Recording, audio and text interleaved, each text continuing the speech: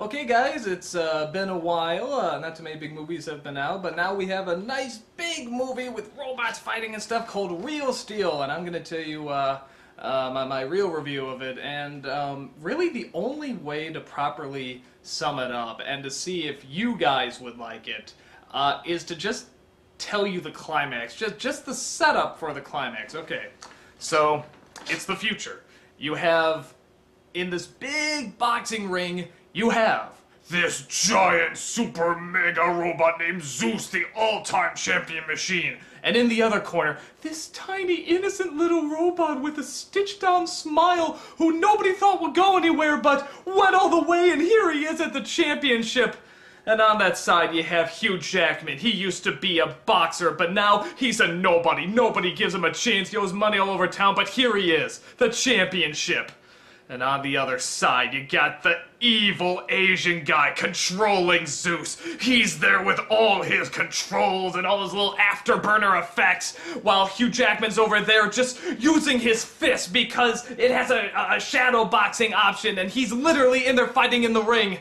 And the Asian guy is there just grinding his teeth, going, "Oh no!" and punching through the windows. He's so angry. And to the side is his evil lover, this Russian woman, who's sitting there shaking her head going, "No, impossible, impossible." And over on Hugh Jackman's side you have the cute little kid, again, who came from nothing, just lost his mommy, looking at the championship, looking at his daddy, with a tear in his eye, in slow-mo mind you, with the glorious music playing, and also, in the stands, you have Hugh Jackman's girlfriend, who also has tears in her eyes, shaking her head, going, my God, I never thought they would make it this far."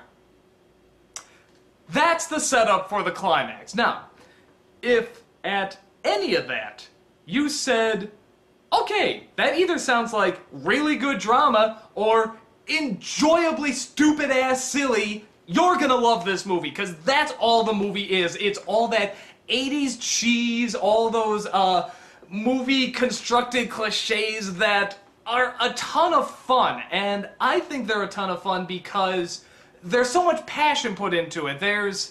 You get the feeling that the people making this movie, like, really believe in these cliches. They really believe in these lines. You know, the scene where Hugh Jackman, you know, looks at the foster parent or something and says, "Just give me one more chance." You know, I mean, it's those great over-the-top hammy moments. It's like Rocky IV. It's like The Wizard. It's like all that schmaltz. I felt like Sylvester Stallone directed this. That's what kind of movie it is. There's even a scene where the Asian guy and the Russian girlfriend, who literally are Drago and the Russian girlfriend, you know, from Rocky IV, there's a scene where, you know, he comes out and he's got his hair all spiked up and he's got the cool clothes and stuff, and he points to the big robot Zeus and he says, "Anything he sees, he kills." And, of course, that's taken right from Rocky IV with anything he touches, he destroys. It's like almost word for word. They changed like 2 words. And it's like the exact same thing. It's that kind of hamminess. Now, with that said, if you heard that setup for that climax, it said, "That is the stupidest, most cliche, dumbass thing I've ever heard in my life," that's what you're going to think of the movie. That's pretty much how it works. And the funny thing is that it starts out, surprisingly, you're sort of taking it seriously. You, for whatever reason, sort of accept this world where just robots can fight. They do nothing else in this future, which is very odd. I don't know if that's actually a really clever commentary or a really silly one, or both. But, you know, and Hugh Jackman's down on his luck, and he's always good. I mean, it's funny, I realize I've never seen him, like, incredible, like, great acting-wise. I've never seen him on Broadway, he was great, but I've never seen him, like, you know, really phenomenal, but he's never bad. I just realized I'd never seen a movie that he specifically was bad in. Maybe there is, or maybe it's coming up, but, and, yeah, it starts off like you're almost taking it seriously, and you have the woman from Lost, who I'm always going to refer to as the woman from Lost, there at the gym, and they talk seriously. I like how they talk about getting the main event. No, I want this one. There's a lot of business talk about these robots, which I like because it makes it seem almost real. So it starts out almost credible. It's like, okay, if you just accept this stupid idea that robots are fighting now, which maybe isn't that stupid the more I think about it, you could see it happening. you're sort of buying into it, but then as soon as the kid enters into the picture, the kid is a total construct of movies and film. I mean, it's the kid that talks like Fred Savage from The Wizard. I mean, just has this unbelievable vocabulary, just is smarter than anyone else in the movie, way too freaking smart. In fact, there's one scene, I think after he watches Zeus fight, and he comes out, and for 30 seconds, he's a real kid. He's like, did you see that? That was awesome! He's in there and he's fighting and he's just, wow, it was incredible! I mean, he's actually talking like a real kid. That's how a real kid would talk. But it's only 30 seconds of the movie. The rest of the film, he's Fred Savage. He's Macaulay Culkin. He's that android. He's more robotic than the robots. But I think that's what they were looking for. So I have no idea if this movie was intentionally cheesy, if it was intentionally like Karate Kid 3 or something like that. Whether it was or not, that gives you an idea about what you'll think of it. I'm trying to think what else. The effects, surprisingly, are really good. You sort of see them in the previews and alright, more Transformers effects, whatever, seen that. I know they're not really there.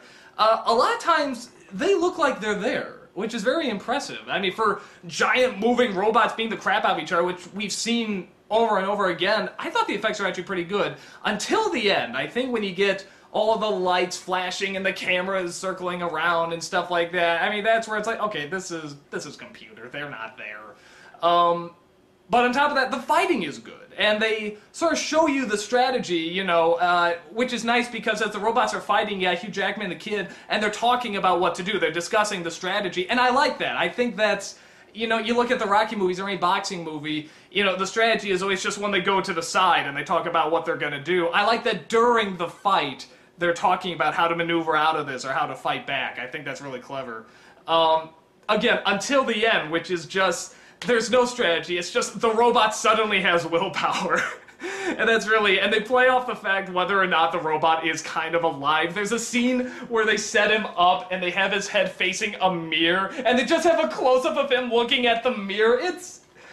That's the kind of movie this is, and I loved it. I was probably laughing way too hard throughout this film, but I saw it with just the right audience. I saw it with the audience that as soon as, like, the robot hit another robot, or in this case, like a bullfight in the South, big shock, with this robot, and I just heard the people behind me just go, ooh, at the first punch. And I remember just thinking, okay, I'm seeing this with the right crowd because, you know, at the end, people are cheering on the robot, and whenever he gets back up, they go, yeah, I'll go at him. That's the name of the robot, and I saw it with just the right crowd, and I remember afterwards, I'll say, I saw it with Margot, and we were just laughing the whole way through, and I just said, that was fantastic. That was every cliche, every over-the-top line, everything.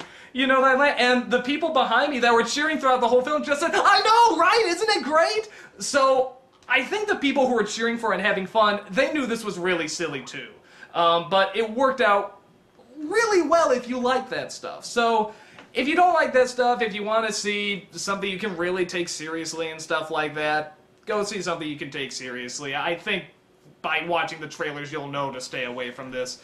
But if you're looking for good cheese and there is a lot of passion put into it. I mean, it's not half-assed. You know, all the cliches, of course, have been done to death, and they're laughable, but it's not half-assed. They're putting a lot into it. Hugh Jackman, again, is taking it totally seriously.